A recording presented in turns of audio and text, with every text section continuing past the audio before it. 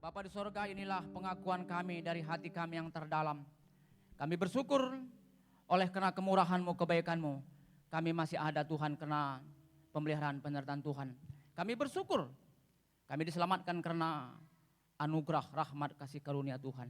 Terima kasih Tuhan buat kami menikmati, mengerti, memahami firman-Mu, supaya kebenaran firman-Mu yang hidup dalam kehidupan kami. Terima kasih buat kesempatan yang boleh hamba-Mu sampaikan firman-Mu. Engkau saja yang dimuliakan, diagungkan, ditinggikan di tengah-tengah jemaat ini. Engkau melawat kami, Engkau memberkati kami, karena Engkau sumber segala berkat. Di dalam nama Tuhan Yesus, kami pertaruhkan ibadah kami sepenuhnya dalam tangan-Mu. Dalam nama-Mu kami berdoa. Amin. Silahkan duduk.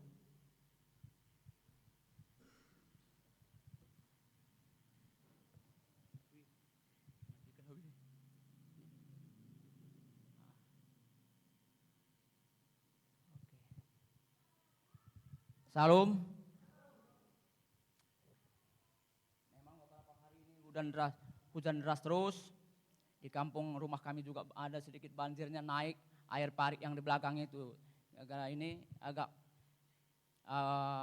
hujannya agak ekstrim.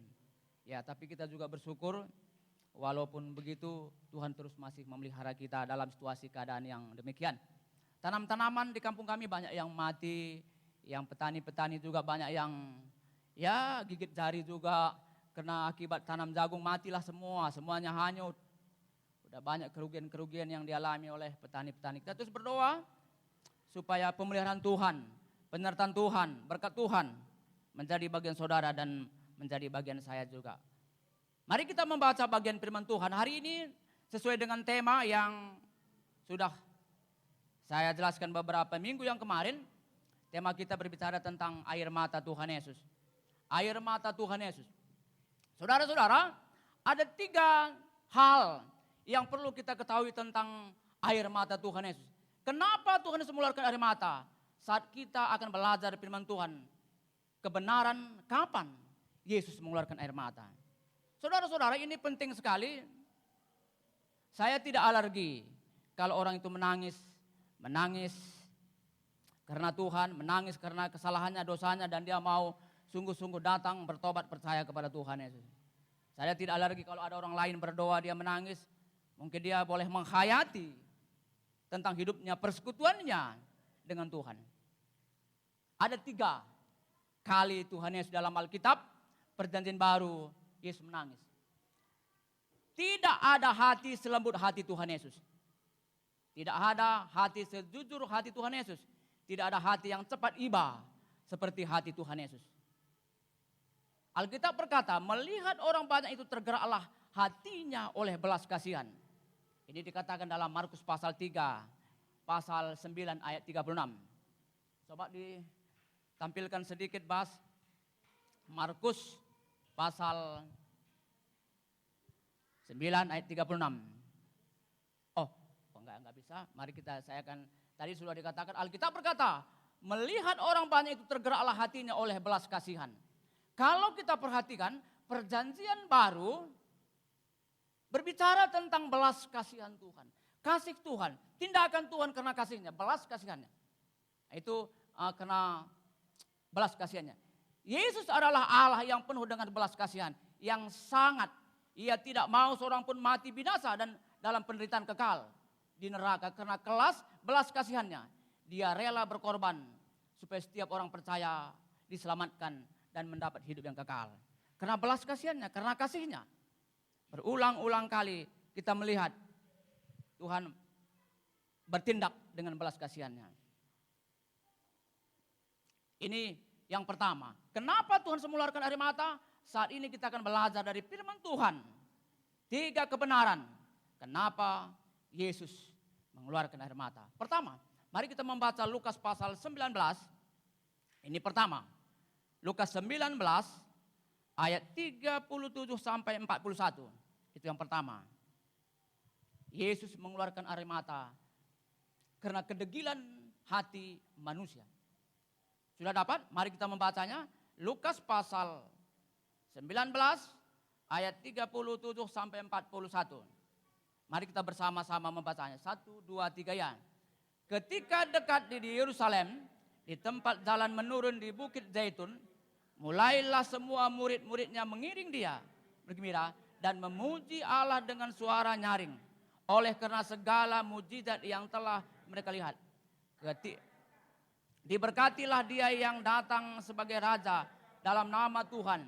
Damai sejahtera di sorga dan kemuliaan di tempat yang maha tinggi. Beberapa orang Farisi juga turut dengan orang banyak itu berkata kepada Yesus, Guru, tegurlah murid-muridmu itu. Jawabnya, aku berkata kepadamu, jika mereka ini diam, maka batu ini akan berteriak. Dan ketika Yesus telah dekat melihat kota itu, menangislah ia. Luar biasa. Karena kedegilan hati manusia, karena kedegilan orang Farisi dan ahli Taurat, orang-orang Herodian, dia menangisi kota itu karena kedegilan orang-orang Yahudi, orang-orang Israel. Kedegilan hati. Ini yang pertama, Tuhan Yesus mengeluarkan air mata karena duka cita melihat kedegilan manusia. Luar biasa dikatakan bagian terakhir. Tegurlah murid-muridmu itu. Jawabnya, aku berkata kepadamu, jika mereka ini diam, maka batu ini akan berteriak. Dan ketika Yesus telah dekat melihat kota itu, menangislah ia. Menangis dia karena kedegilan hati orang-orang pada saat itu, termasuk ahli-ahli Taurat dan orang-orang Farisi dan ahli orang Herodian. Ini Tuhan Yesus menangis. Saat Tuhan Yesus masuk ke Yerusalem, Tuhan Yesus menangisi kota itu karena mengetahui kedegilan hati mereka. Juga pasti kedegilan hati orang Farisi. Bahkan saat itu orang Farisi tidak suka saat murid-murid Tuhan Yesus memuji Allah dengan suara nyaring. Ini luar biasa, rupanya terganggu juga orang-orang Farisi dan ahli Taurat. Kalau orang banyak itu memuji Tuhan, terganggu dia. Ada juga orang yang terganggu kalau kita memuji Tuhan. Amin. Pasti iblis, orang yang tidak percaya pasti terganggu. Pasti terganggu. Saya tiap hari sampai rumah itu masjid. Wah, pagi-pagi sudah jam 4 sudah berteriak semua, macam-macam semua situ. Terganggu juga saya kan. Saya nggak bisa lagi pulas tidur. Terganggu saya. Hidup ini pasti ada pro dan kontra. Kalau kita menyanyi memuji Tuhan, ada juga orang yang tidak suka. Iblis dan orang-orang yang tidak percaya kepada Tuhan pasti tidak suka dia kalau kita bernyanyi. Ini. Dalam Markus pasal 3 ayat 6 sampai dengan 7, ayat 5 sampai dengan 7. Ia berduka cita karena kedegilan mereka. Tuhan Yesus berduka cita karena kedegilan mereka. Ini dikatakan dalam Markus pasal, coba kita baca Markus pasal 3 ayat 5 sampai 6. Yesus berduka cita. Mari kita bersama-sama membacanya. 1, 2 dapat. Markus pasal 3 ayat 6 sampai dengan ayat 5 sampai dengan 7. 1, 2, 3 ya. Ia berduka cita karena kedegilan mereka. Dengan marah ia memandang sekelilingnya. Kepada mereka lalu ia berkata kepada orang itu, ulurkanlah tanganmu. Dan ia mengulurkan tangannya. Maka sembuhlah tangan itu. Lalu keluar orang Farisi dan bersekongkol dengan orang-orang Herodian untuk membunuh dia. Ini. Mereka bersekongkol dalam kejahatan karena Tuhan Yesus menyembuhkan orang lumpuh itu. Inilah duka cita. Ia berduka cita melihat orang-orang Farisi, orang-orang berdosa yang tidak bertobat, percaya kepada Tuhan. Itu maka dikatakan ia berduka cita karena kedegilan mereka. Dengan marah ia memandang sekelilingnya dengan marah. Boleh enggak orang Kristen marah? Marah yang bagaimana? Ada banyak orang kedua. Katanya enggak boleh. Ada sebagian orang ajaran. Wah enggak rohani dong katanya pula ya. Boleh. Boleh. Tuhan Yesus juga marah. Ada orang-orang Kristen juga. Kadang-kadang pemahaman kita enggak semua sama. Tapi hal-hal yang tidak prinsip enggak apa-apa lah. Enggak apa-apa lah. Enggak masalah. Sama-sama satu Alkitab. Satu Tuhan, satu lambang salib. Ada banyak organisasi. Ada banyak gereja. Pengertian pemahaman tidak semua sama. Ini butuh waktu. Butuh waktu dalam kedewasaan pemahaman. Jangan seperti orang buta yang menangkap gajah itu semua ya kan. Semua orang buta itu menangkap gajah. Mengatakan memang benar dia memegang gajah.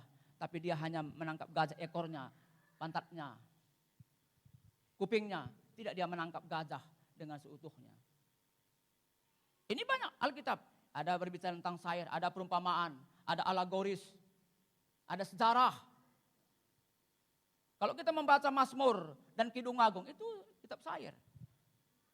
Ada hiperbol, personifikasi. Jadi kemarin saya sedikit bicarakan tentang beberapa teman, dia bertanya kepada saya tentang dikotomi dan trikotomi. Dan saya katakan saya penganut dikotomi, bukan trikotomi. Karena bagaimanapun saya pelajari teologi dasar, lebih kuat dasarnya dikotomi daripada trikotomi. Baik dari ajaran Plato, Aristoteles pun lebih kuat dasarnya secara Alkitab dikotomi, bukan trikotomi. Walaupun ada orang memandang pandangan itu nggak apa-apa, silahkan.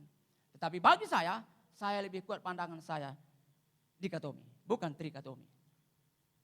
Nggak apa-apa, karena dia mengutip mungkin 1 Tesalonika, tubuh jiwa dan roh.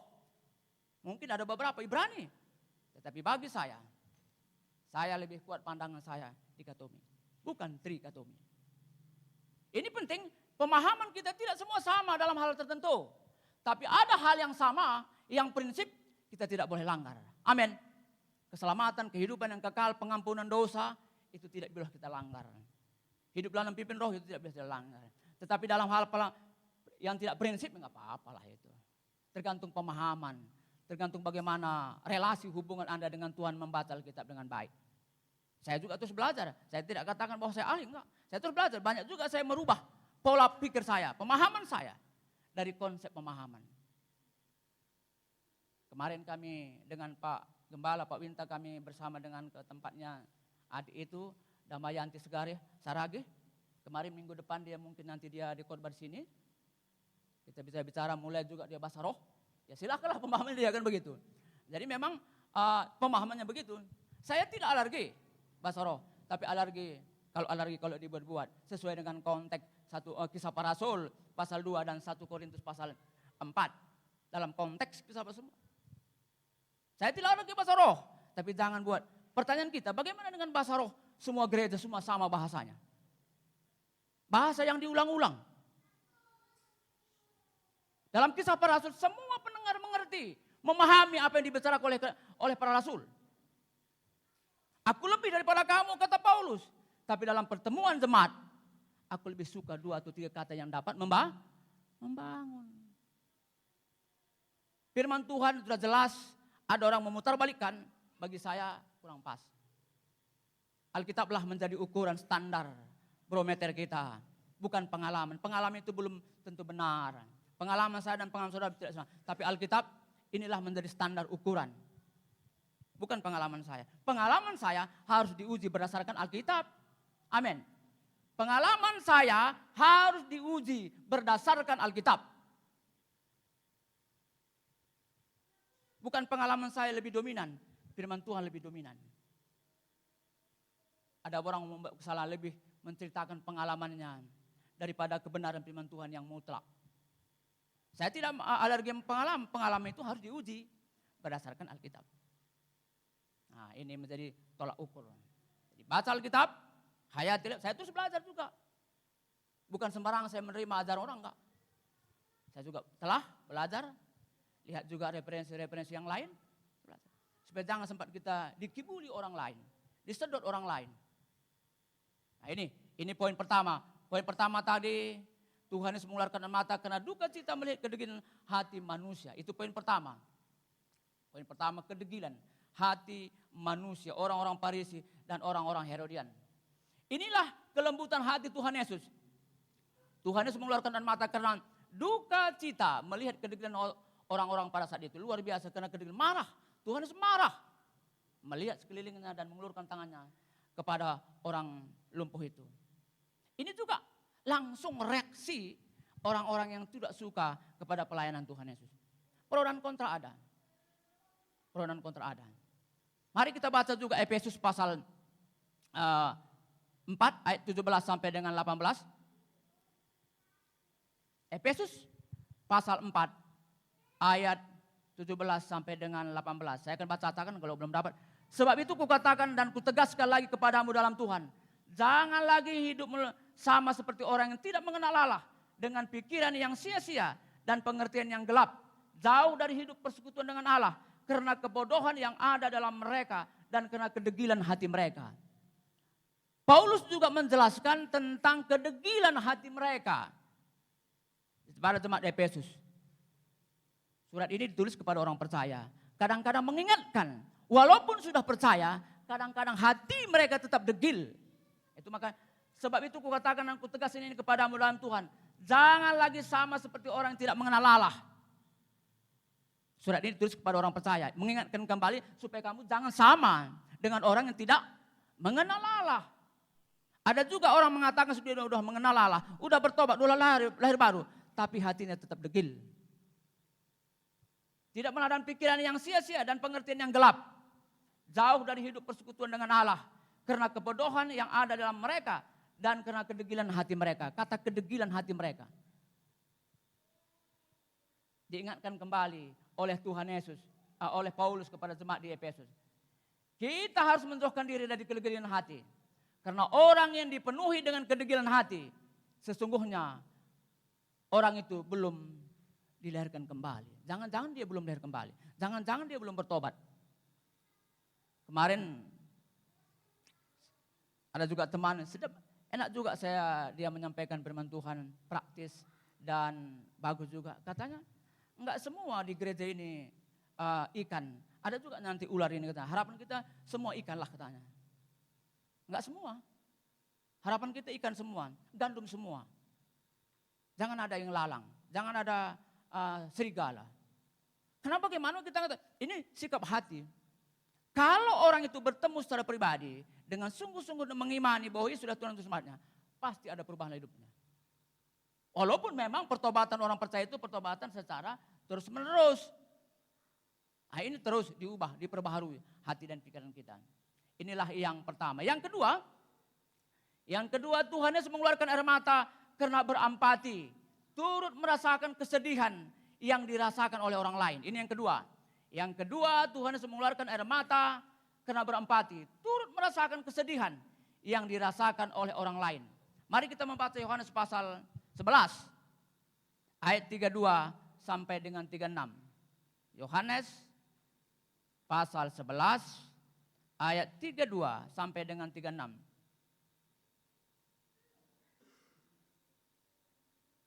Sudah dapat?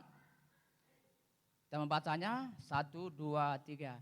Setibanya Maria di tempat Yesus berada dan melihat dia, tersungkurlah ia di depan kakinya dan berkata kepadanya, Tuhan, sekiranya engkau ada di sini, saudaraku pasti tidak mati. Ketika Yesus melihat Maria menangis dan juga orang-orang Yahudi yang datang bersama dengan dia, maka masgulahlah hatinya. Ia sangat terharu dan berkata, di manakah dia kamu baringkan? Jawab mereka, Tuhan, mari dan lihatlah. Maka menangislah Yesus. Dikatakan tadi masgulahlah hatinya. Masgulahlah hati Tuhan Yesus. Dan dikatakan dalam ayat 35, maka menangislah Yesus. Ini dikatakan yang kedua tadi Tuhan Yesus mengeluarkan air mata karena berempati. Turut merasakan kesedihan yang dirasakan oleh orang lain. Dia merasakan kesedihan yang dirasakan oleh Maria, Marta. Karena adiknya sudah meninggal. Kalau kita perhatikan tadi ayat ini dikatakan, sekiranya engkau ada di sini, saudaraku tidak akan mati. Luar biasa, luar biasa. Itu dikatakan, setibanya Maria di tempat dia berada, dia tersungkur di depan lalu berkata kepadanya, Tuhan, sekiranya engkau ada di sini, saudaraku pasti tidak mati. Ketika Yesus melihat Maria menangis, dan juga orang-orang Yahudi yang lain bersama dengan dia, maka masgullah hatinya. Ia sangat terharu dan berkata, di manakah dia kau baringkan? Jawab mereka, Tuhan, mari dan lihatlah. Maka menangislah Yesus. Inilah poin kedua. Poin kedua, Yesus mengeluarkan air mata karena berempati. Turut merasakan kesedihan yang dirasakan orang lain. Kita juga kalau ada orang lain bersedih, kita harus ikut bersedih juga. Jangan kita tertawa, kita berteriak dalam penderitaan orang lain, nggak boleh juga gitu. Ini nggak benar. Dan nanti ada ayatnya juga nanti. Ada Alkitab, ada dasar Alkitabnya. Kalau orang itu menangis, maka kita pun harus berempati bersama dengan mereka yang mengalami penderitaan. Inilah kelembutan hati Tuhan Yesus yang menjadi teladan bagi saudara dan saya. Tuhan Yesus sangat berempati kepada siapapun yang sedang mengalami kesedihan. Amin. Tuhan Yesus berempati, maka kita pun harus berempati.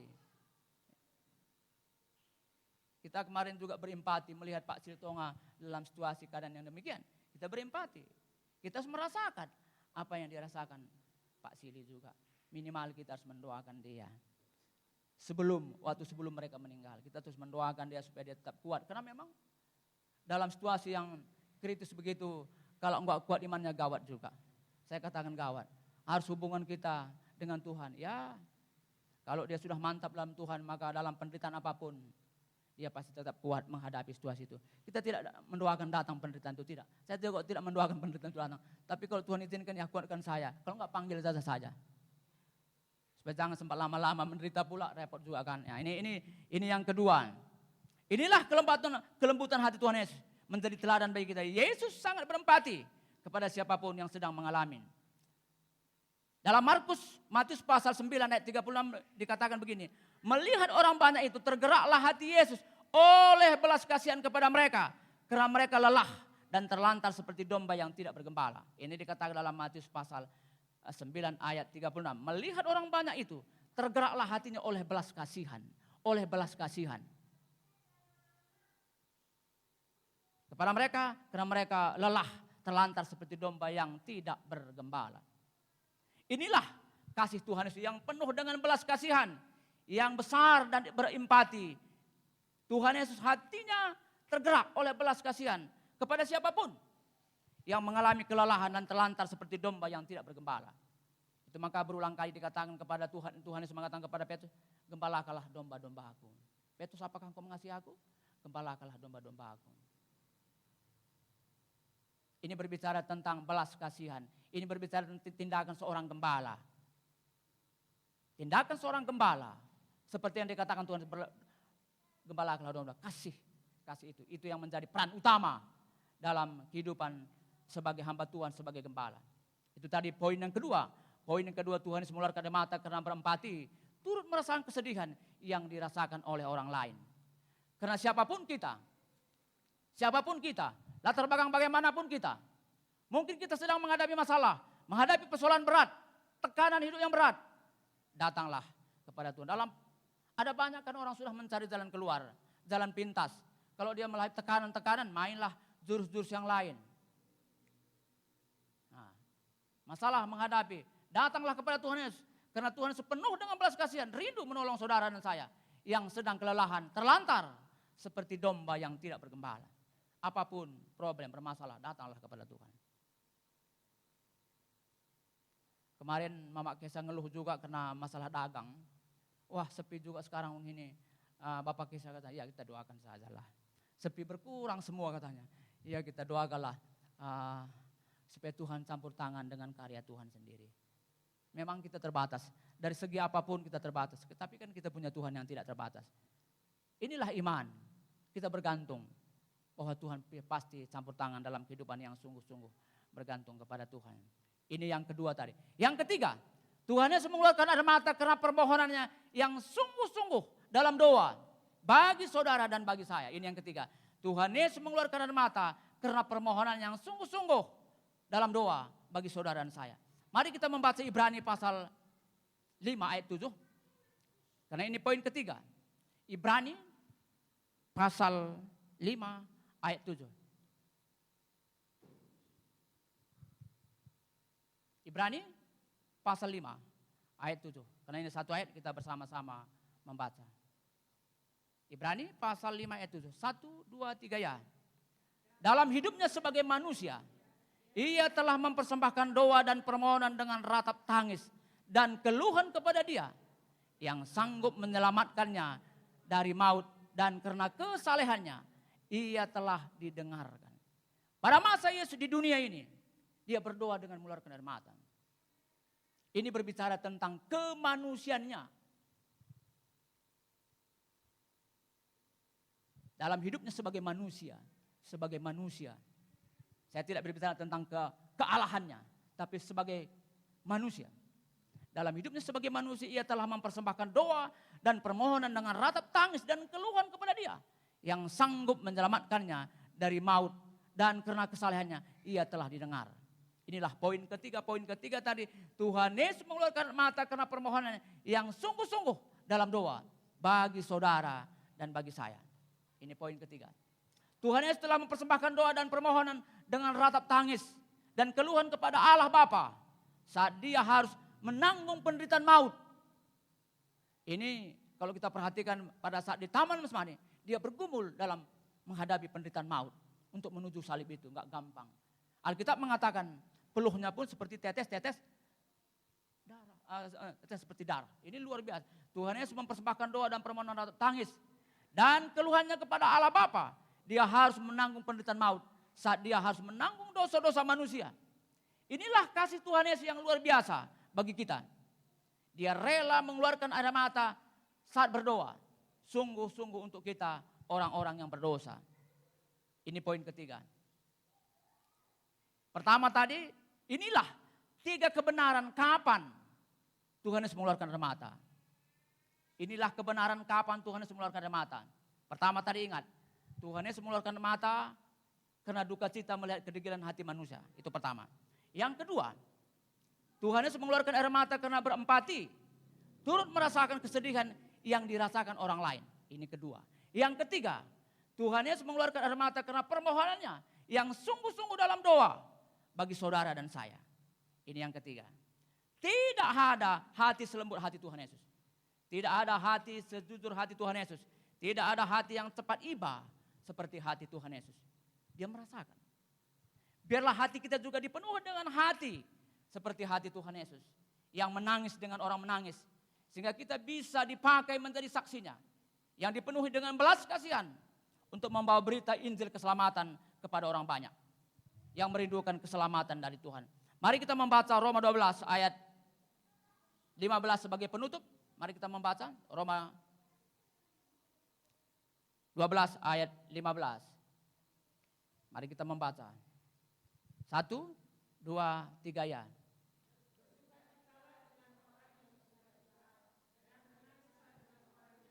Wah ini. Jadi kalau saya menangis maka Anda pun harus merasakan penderitaan saya. Kalau Anda menangis saya juga harus merasakan penderitaan saudara. Jangan saudara saya menangis Anda berteriak. Anda ketawa-ketawa. Berjingkrak-jingkrak Anda kan gak enak juga ya kan. Sedih pula lah hatiku nanti ya kan. Ini Alkitab kan, menangislah orang menangis, bersukacitalah dengan orang bersukacita. Kalau misalnya saya kan, Bang Pak Abraham itu sering ditanya begini, berapa lagi uangmu katanya? Ya tinggal 200.000 Bang, aku bilang. Berarti butuh subsidi nih katanya. Butuh Bang, aku bilang. Saya jujur saja, nantilah kasih apamu, nomor rekeningmu katanya. Berapa kilo lagi berasmu? Dulu dia sering begitu, sampai sekarang dia sering begitu. Nantilah aku kirim sedikit ya. Nanti bilang terima kasih sama kakakmu ya. Iya bang, bilang. Dia merasakan ini bagian dari kasih itu. Itu bagian dari tindakan belas kasihan itu. Amin. Kita memperhatikan orang lain juga. Kita merasakan apa yang dirasakan orang lain. Bukan kita tertawa dalam penderitaan orang lain. Bukan kita tertawa dalam jeritan mereka. Jangan, saya kurang suka. Nggak apa-apa lah itu tergantung kita juga kan. Tapi itu bersukacitalah dengan orang bersukacita, menangislah dengan orang menangis. Ya, kita juga terus merasakan kalau ada sesuatu pergumulan berat yang dihadapi oleh anak-anak Tuhan, maka kita juga merasakan. Kita berdoa bagi mereka supaya Tuhan campur tangan, buka jalan bagi mereka. Inilah yang menjadi hal yang paling penting. Saudara-saudaraku yang dikasihi Tuhan, kita bersyukur karena kita punya Tuhan Yesus. Apapun problem, apapun persoalan, kita boleh datang kepada Tuhan dalam situasi keadaan apapun. Amin. Ini penting. Tuhan Yesus berempati dengan orang yang merasakan empati. Menangis dengan orang menangis. Seperti Maria tadi, dia menangis juga. Dia merasakan hati Maria. Nah ini perlu supaya kita boleh semakin memahami, mengerti. Dalam memberitakan kabar baik, harus ikut kasih itu, belas kasihan itu. Amin. Inilah yang menjadi renungan kita. Saya tidak terlampau lama supaya jangan Anda juga bosan. Supaya Anda juga diberkati lewat renungan kita pada apa yang saya sampaikan pada hari ini. Mari kita berdoa.